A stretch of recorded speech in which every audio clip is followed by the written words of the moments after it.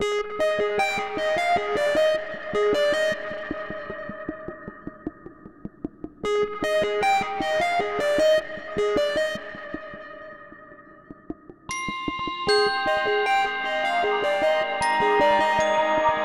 want to be modern, but I don't want it to look too cold, so it's not entirely white. It's white and beige, or I think one of the things for me is that a space that you create for yourself today, at the age where you are, you may not want the same thing in 10 years or even in 5 years, and I think it's accepting that that's okay. I mean, what we're suggesting is we're talking about investing in certain pieces, but those pieces should be able to travel with you and to morph into the next space. Whether it's the same space that you just renovate, that you paint a different color, or that you move. I look forward to seeing people, and men specifically, being able to say, you know what, it's perfect, I love it now.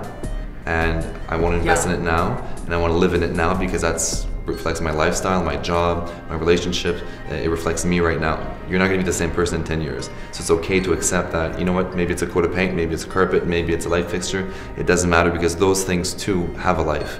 And that life will come to an end, and if you can't readapt it, then it's over. So it's accepting that and being able to understand that an interior doesn't live like a building does. A building will stay up for 100, 200, and many more years.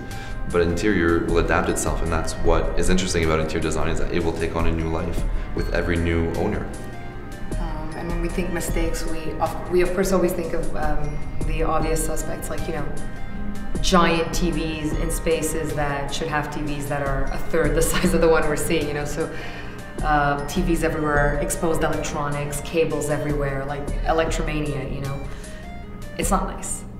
It's not sleek, it's not cool, it doesn't look right. What looks nice are discrete pieces. It's nice to walk into a room and not know where the TV is, and then all of a sudden a door opens, the TV's behind it, great sound, but the speakers are somewhat, they're dissimulated, I don't know, they're coming from the ceiling. I can't see them. I don't want to have to see cables, junk, stuff like that. It doesn't look very nice. It doesn't look sophisticated.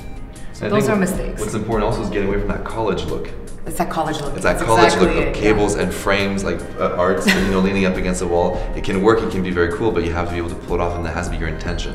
There's nothing worse than walking into a space and seeing that it's in progress, or it's not done, or hasn't been even thought of. So for men, and we see this all the time, is that we go into their spaces and they've tried to do something, but they didn't get the motivation to do it and to complete it. So it's a space that is half done. Unfinished. Unfinished.